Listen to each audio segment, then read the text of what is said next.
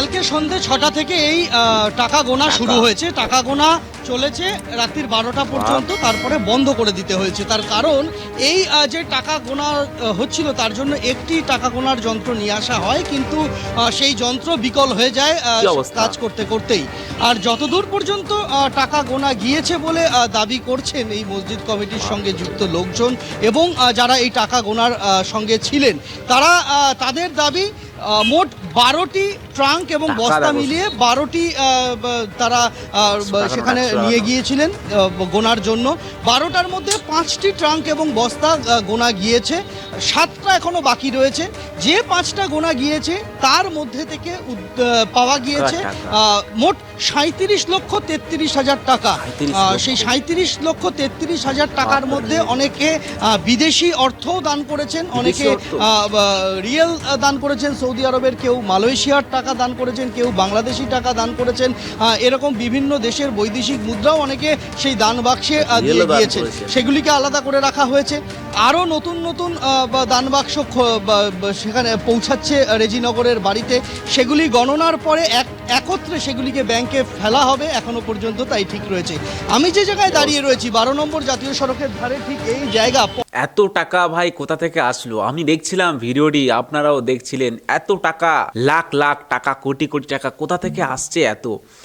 যখন এই হুমায়ুন কবির প্রথম মসজিদ তৈরি করার কথা ভেবেছিল, বা যখন সে মসজিদ তৈরি করার শিলান্যাসটা করবে বলে ডেট ফিক্স করেছিল আর বলেছিল 150 কোটি টাকা আর কি তিনি বরাদ্দ করেছে, কিন্তু আমি এটাই ভাবলাম যে ভাই 150 কোটি টাকা সে পাবে কোথায়? এই যে বাজেট 150 কোটি টাকার যে বাজেট, সেই বাজেটটা হবে কি করে ভাই? 150 কোটি, 1 কোটি 2 কোটি না, 150 কোটি টাকা, মানে 150 কোটি সে কোথা থেকে আনবে? এত টাকা কি করে আসবে? কিন্তু ভাই আজকের আমার সেই বিষয়টা ক্লিয়ার হয়ে গেল যে দেখো মানুষ কত টাকা দান করেছে। আমি একটা কথা বলতে পারি, এই যে মুসলিমরা যা টাকা দান করেছে না, এটা যদি কোনো মন্দির হতো, আমি মনে করি হিন্দুরা এত টাকা দান করতো না। এবার হয়তো আমাকে অনেকে খারাপ কথা বলবে যে তুমি হিন্দু হয়ে হিন্দুর খারাপ কথা বলছো। না ভাই, এটা খারাপ কথা না, এটা আমি তাদেরকে চোখে আঙুল দিয়ে দেখাতে চাইছি যে ভাই দেখো, যার ধর্ম তার কাছে বড়। আজকে মুসলিমরা যদি একটা মসজিদ করার জন্য, বাবরি মসজিদ করার জন্যে তারা যদি লাখো লাখো কোটি কোটি টাকা দান করতে পারে, তাহলে ভাই সেখানে মুর্শিদাবাদে হতে চলেছে রাম মন্দির, সেখানে কি কেউ মানুষ দান করবে না? বা সেখানে কি মানুষ কেউ যাবে না? এই কথাটা ভাই আমি বললাম। এই কথাটা আপনারা হয়তো অনেকে জানেন না যে মুর্শিদাবাদে একটি রাম মন্দির কিন্তু স্থাপিত হচ্ছে মানে কি 6 তারিখেই কিন্তু সেই রাম মন্দিরের কাজ শুরু হয়েছে। একদিকে হয়েছে মুর্শিদাবাদে বাবরি মসজিদ, অপরদিকে হয়েছে মুর্শিদাবাদে রাম মন্দিরের শিলান্যাস, রাম মন্দিরের উদ্ঘাটন কিন্তু হয়েছে। সেই খবরটা হয়তো অনেকে জানেন না, অবশ্যই তারা কিন্তু জানবেন।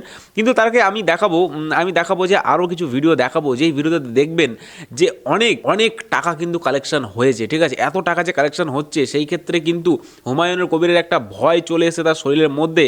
সে ভাবছে যে এত টাকা আমি নিয়ে কি করব, বা এত টাকা আমি কোথায় রাখবো? আমাকে তো যে কোনো সময় মানুষ অ্যাটাক করতে পারে। ঠিক আছে, হ্যাঁ অবশ্যই ভাই অ্যাটাক করতে পারে, কারণ এই যে কোটি কোটি টাকা নিয়ে তুমি ঘুরে বেড়াচ্ছ। এমনকি অবস্থা হুমায়ুন কবিরের ব্যাংক অ্যাকাউন্টে টাকার লিমিট ক্রস হয়ে গেছে। মানে টাকার যে লিমিট থাকে, একদিনে 40 লাখ টাকা ট্রানজ্যাকশন করার কথা ছিল, সেখানে মোটামুটি 2 কোটি টাকার বেশি ট্রানজ্যাকশন হয়ে গেছে। বুঝতে পারছো তোমরা? লিমিট বাড়িয়ে বাড়িয়ে মানে পাগল হয়ে যাচ্ছে ব্যাংকের ম্যানেজাররা। ঠিক আছে, চলো আমি সেই ভিডিও দেখি, আপনাদেরকে দেখাই যে দেখুন ভাই টাকা কোথায়, টাকা সবই হচ্ছে এখানেই। শিলান্যাসের পর হুমায়ুন কবিরকে হুমকির অভিযোগ, প্রাণনাশের আশঙ্কায় সাসপেন্ডেড তৃণমূল বিধায়ক। রোজ বাইরের রাজ্য থেকে ফোনে প্রাণনাশের হুমকি আসছে, অভিযোগ ভরতপুরের বিধায়কের। নিরাপত্তা বাড়ানোর আর্জি জানিয়ে রাজ্য সরকার ও পুলিশকে ইমেল করব, নিরাপত্তা নিয়ে কেন্দ্রকেও বলবো, আদালতেও যাব। 8 জন বেসরকারি নিরাপত্তা রক্ষীকে নিয়োগ করেছে। বাবরির শিলান্যাসের পর প্রাণনাশের আশঙ্কায় হুমায়ুন কবির। তৃণমূল এর সরকার এখনো আমার সিকিউরিটি উইথড্র করেনি, কিন্তু আমি মনে করছি যেভাবে আমার উপরে থ্রেট আসছে, বিশেষ করে বাংলার বাইরে কিছু মানুষ এখনো ডাইরেক্ট ফোনে যেভাবে আমাকে হুমকি দিচ্ছে, যেভাবে আমাকে প্রাণনাশের হুমকি দিচ্ছে, তাতে আমি মনে করি যে আমাকে তো শুধু বাংলায় বসে থাকলে হবে না। আমার এই সপ্তাহে 16 তারিখ অবধি আমার ব্যাঙ্গালোরে একটা অ্যাপয়েন্টমেন্ট আছে 16 তারিখে, সেটা ক্যান্সেল করব না রাখবো। নয়ডাতে একটা অ্যাপয়েন্টমেন্ট আছে, সেটাও আমার সিকিউরিটির প্রশ্নে আমাকে ভাবতে হচ্ছে। যে আমি যখনই প্লেন ধরবো তখনই আমার পিছে কেউ না কেউ লেগে যেতে পারে, লেগে যেতে পারে, তো যেতেও পারে, দিতেও পারে তোকে। তো আমার সব থেকে জরুরি আমার সিকিউরিটি বাড়ানো। তো আমি এত টাকা নিয়ে কোথায় ওয়েস্ট যাবে? বেঙ্গল গভর্নমেন্টকে যা মেল করার করব। আমি আর এটা ভরসা রাখছি না ওয়েস্ট বেঙ্গল পুলিশের উপর।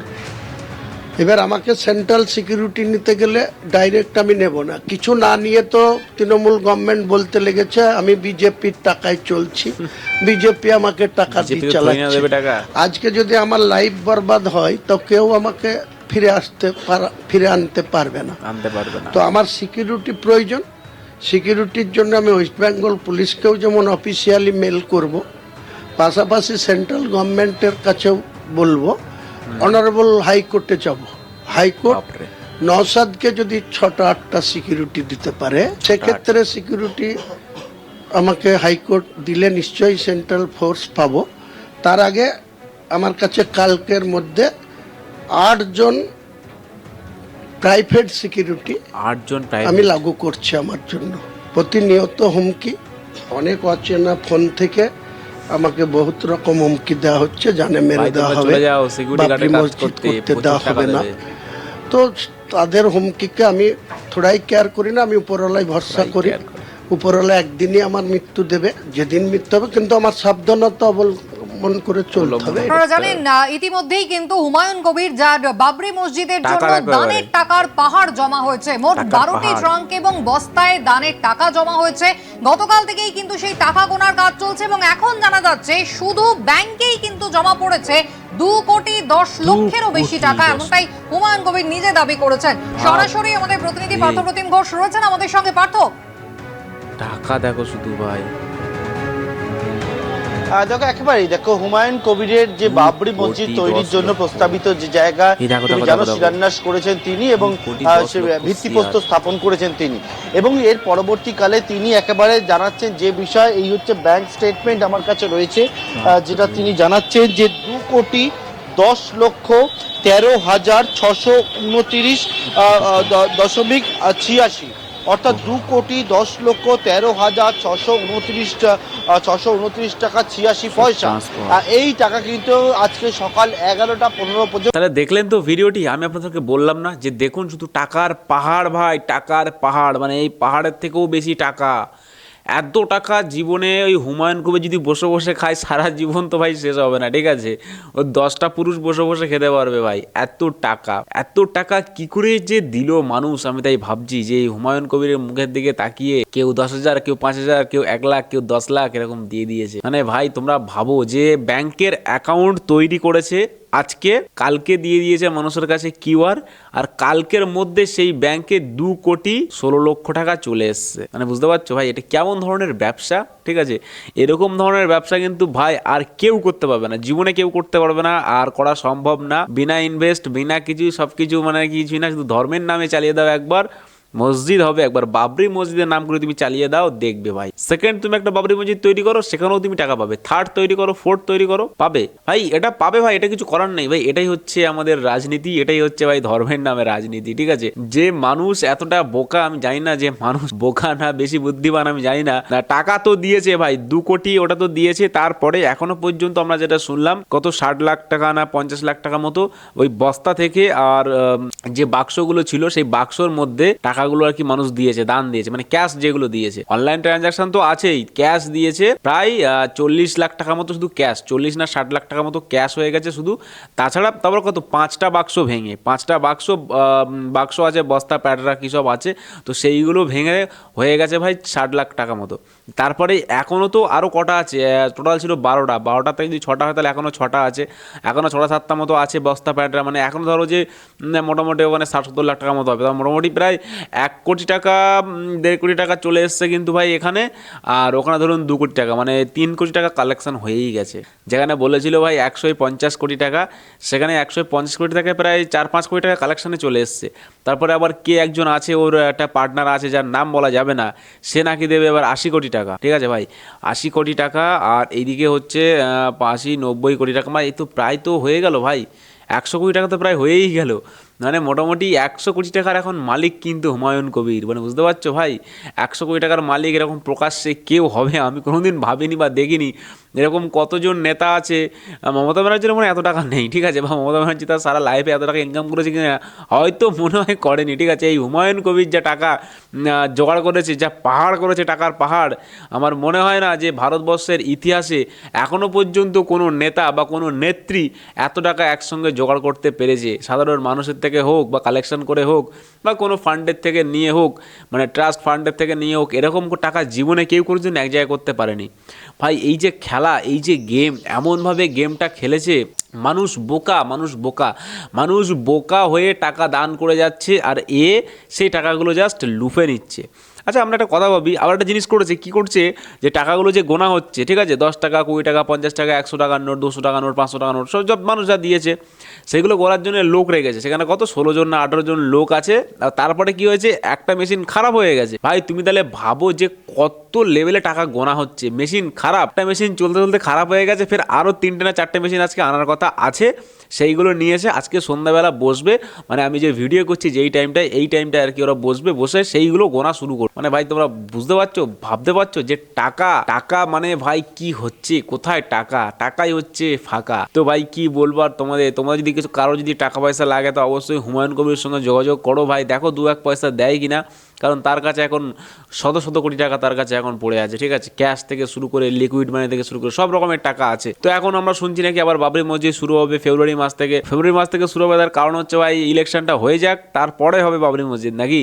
আমি একটা কথা আপনাদেরকে বলে দিতে চাই যে এই ইলেকশন না হওয়া পর্যন্ত কিন্তু বাবরি মসজিদের কাজ কিন্তু ভাই হবে না, ঠিক আছে, মিলিয়ে নেবেন। কারণ এই হুমায়ুন কবির ইলেকশন করতে চাইছে, ইলেকশনে দেখতে চাইছে সে কটা সিট পায়, কে তাকে ভোট দেয়, ঠিক আছে, এই সিট পাবে, ভোট দেবে, জিতবে, তারপরেই কিন্তু সে বাবরি মসজিদের কাজ শুরু করবে, তার আগে কিন্তু নয়, ঠিক আছে। এটা যদি অনেকে ভাবে যে ও ঠিক আছে বাবরি মসজিদ হবে, শুরু হয়ে যাবে, আজ বাদে কাল কাজ শুরু হয়ে যাবে, ভুল ধারণা ভাই। না, সে নির্বাচন করবে, নির্বাচন করার পরে সে কোন সিটে যাচ্ছে, কি কতটা প্রার্থী পাচ্ছে, সে কতটা আসন পাচ্ছে, সেইগুলো দেখার পরেই কিন্তু বাবরি মসজিদ হবে। এতগুলো টাকা যে কালেকশন হয়ে গেছে, এই টাকা কি হবে কি না হবে, কি 9-6 হবে কি না, তারও কোনো গ্যারান্টি নেই। আবার বলছে লাইভে এসে নাকি টাকা গুনছে, সব হচ্ছে ফালতু একটা হিড়িক, ঠিক আছে। লাইভে 1-2 বাক্স গুনছে, আরও 10টা বাক্স পিছন দিকে রয়ে গেছে, তার কোনো গ্যারান্টি আছে নাকি? তাই ওসব কোনো ব্যাপার না ভাই, টাকা সামনে আছে মানে ভাই কেউ না কেউ টাকা 9-6 করবে, কেউ না কেউ টাকা নেবে ভাই। একটা কথা কেউ বুকে হাত দিয়ে বলতে পারবে না যে টাকা 1 টাকা কেউ নেবে না বা 9-6 করবে না। টাকা একটা এমন জিনিস, প্রত্যেকটা মানুষের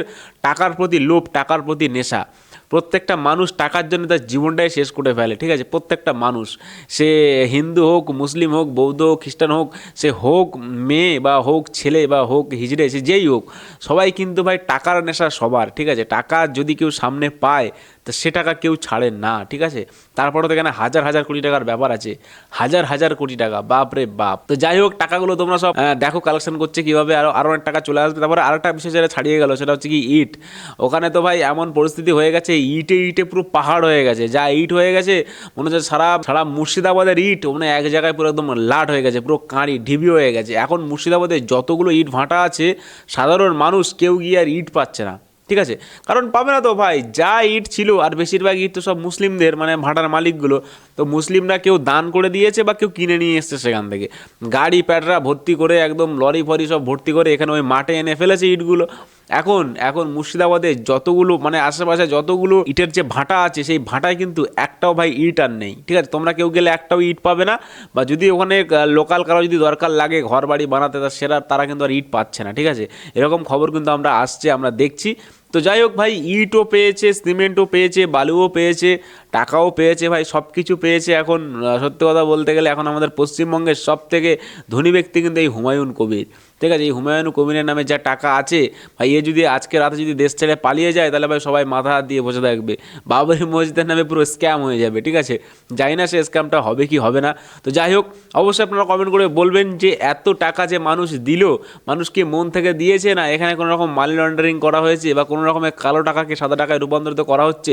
অবশ্যই কিন্তু আপনারা এটা কমেন্ট সেকশনে বলে যাবেন। আমার তো মনে হয় ভাই এখানে কালো টাকার ব্যাপারও আছে, কারণ কালো টাকা কেউ সাদা করতে গেলে এরকম একটা জোশ বা এরকম একটা সিস্টেম করা দরকার, না নাহলে ভাই কালো টাকাগুলো কালো হয়েই পড়ে থাকবে। এখন যে টাকাগুলো কালো টাকা যেগুলো আছে সেগুলো যখন মসজিদের নামে চলে আসবে সব টাকা তখন সব সাদা হয়ে যাবে, ঠিক আছে? কারণ এগুলো মসজিদের ফান্ড বলে দেবে, এটা মসজিদের ফান্ড।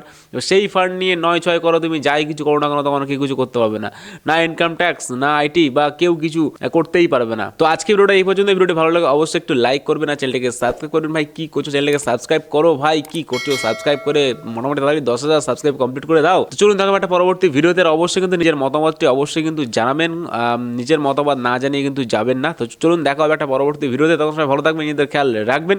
টাটা, জয় বাংলা, জয় হিন্দ, ভারত মাতা কি জয়।